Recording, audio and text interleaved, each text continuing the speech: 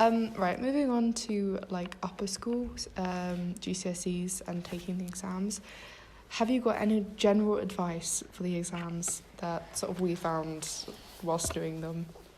I think when the teachers said, so we did our exams May, was it? We ended in May, yeah. Ended in May, and they were saying by like before Christmas start revising, and I was like, no, it's ages away, it's fine, I've got time. Oh my gosh, the countdown. The countdown. Every time I went into like a computing lesson, the hard computing teacher would stand there and go, guys, you've only got 10 more weeks.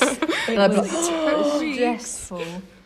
So don't leave revision a few nights before because you will stress out. And flashcards saved my life. They were the best revision resources I ever made. Another way of revising that I found really helpful is writing down key notes from over the year or in a topic and then putting it onto like a spreadsheet and then talking with people about it and discussing it and sort of like teaching it to people is really helpful.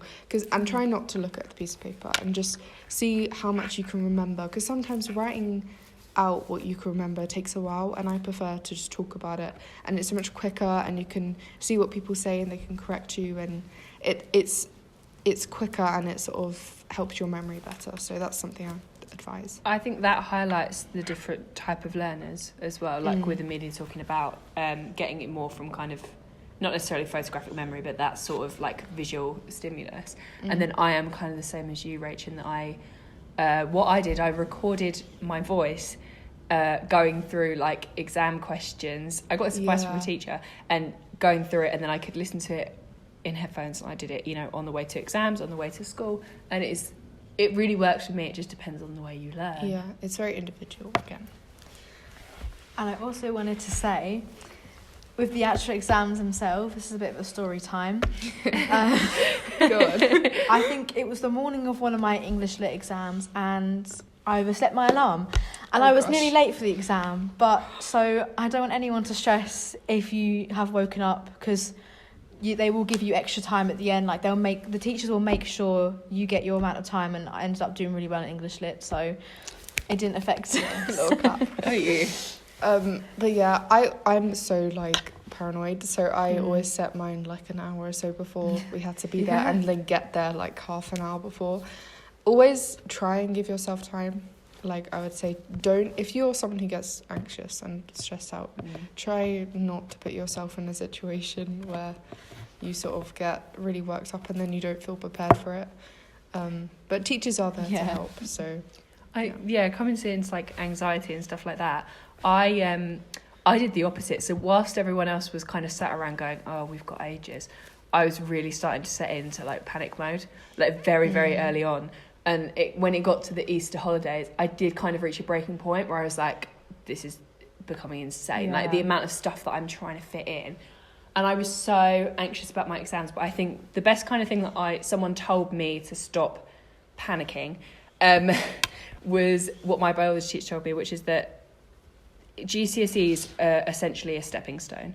Like, no matter what you want to go into, if you want to go off and get an apprenticeship or go off and get your A-levels, once you start those A-levels or that qualification, your GCSEs are kind of, they're not completely wiped out, they're still important, but there's going to be a bigger thing, and they're essentially just a stepping stone to get you to the next place. Like, once you get into sixth form or an apprenticeship, when you go off for a job in 20 years, you're not going to have your GCSEs on your CV, and if you do, they're going to be like one tiny little section, and it's just, don't go too overboard and drive yourself crazy.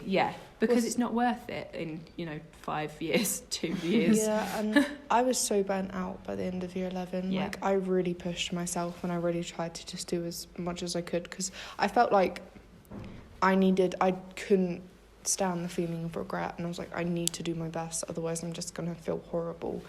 But I was completely burnt out by summer, and I just needed to rest. So it's another piece of advice, like really sort of take care of yourself, prioritize yourself before anything else, because education is so important, but you're more important, and you need to look after yourself so you can enjoy these years in school. The first 2 weeks going into like A-levels, I would say, are probably the most important, and definitely. Because we've only just started, so... Yeah, we're 5 still new at weeks in. this. Oh, really? This is our 5th week, I think. That's weird. Crazy. How it goes quick. Because we're only new to, like, year 12. We've been here, obviously, lower down, but we are new to A-levels, so we can't speak too much about them, but I guess we could give a bit of our experience of what it's been like so far. I've got to say, going into A-level 6th form, I was more worried about the friends than the subjects themselves. Yeah. And then you realise that actually it's courses. There's just so many different groups of different types of people, and so you will make friends even if none of your friends have come from other schools. You will make friends, and because when you're sitting in the sixth form centre and you're looking around, it's so like funny how everyone's different. Everyone's like some people taking there's science. So much less judgment though. I find like there's no specific groups. Like people hang out with each other maybe more often, but there's no groups that sort of like, oh, we're a group, you can't come near us, you can't talk to us. And I feel like there was a bit of that lower down. You're just all having your own friends in your own exactly. Yeah. Everyone's their own main character. When did we leave? May, June, July, August, September. Less than 4 months ago, and now everyone's just the same, trying to make new friends. People have moved on. In the same boat. Yeah. It's like they're not different people from how they were 4 months ago. It's just that kind of myth of this group is the popular group is just gone. And sometimes it's good when it's more it splits now. Isn't it? Like some goes boys high, some go hot crew, because then you realise like, oh, see, you are the same as us, you are making new friends, like yeah. So, like, I feel like there is a bit of a change when you go into sixth form, and I would say the courses are a bit of a step, but it's honestly something to look forward to, so... Yeah, I think, because obviously I take film, so you, taking subjects that you weren't available to you at GCSE is kind of weird, because when you get into doing things like baselines, there's no real way for them to assess you, because you've never done the subject before. Exactly. And I think if I'd done... like English lit, drama, and I don't know, like chemistry or something, they can assess me on GCSE content and my prior knowledge, but I do film studies. I didn't do film studies GCSE, so it's kind of so some different. People did. Yeah, some people did. There is a kind of a step up in that way, because you feel like you need to prove yourself in a whole new subject, and it's just it's interesting, definitely. Don't get disheartened if you get E's or D's at the beginning, because I got a C and a B, and I was like, I would have not been happy about this, but for now that's A-level. Amazing. Yeah, this is A-level, so I'm like, okay, it's a massive step up. Breathe, it's okay.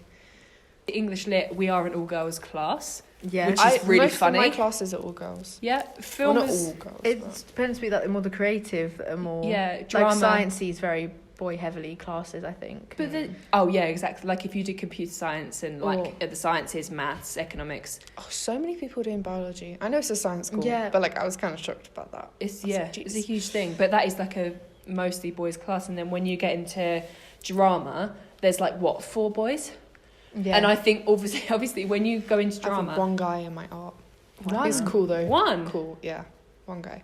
But like when you go into stuff like drama and you get into doing group work, that's when it's then awkward, because then you have one of the drama teachers being like, okay, go and learn this script with someone that you've never met. By the way, this script is, very explicit. At A-level, it becomes a bit more...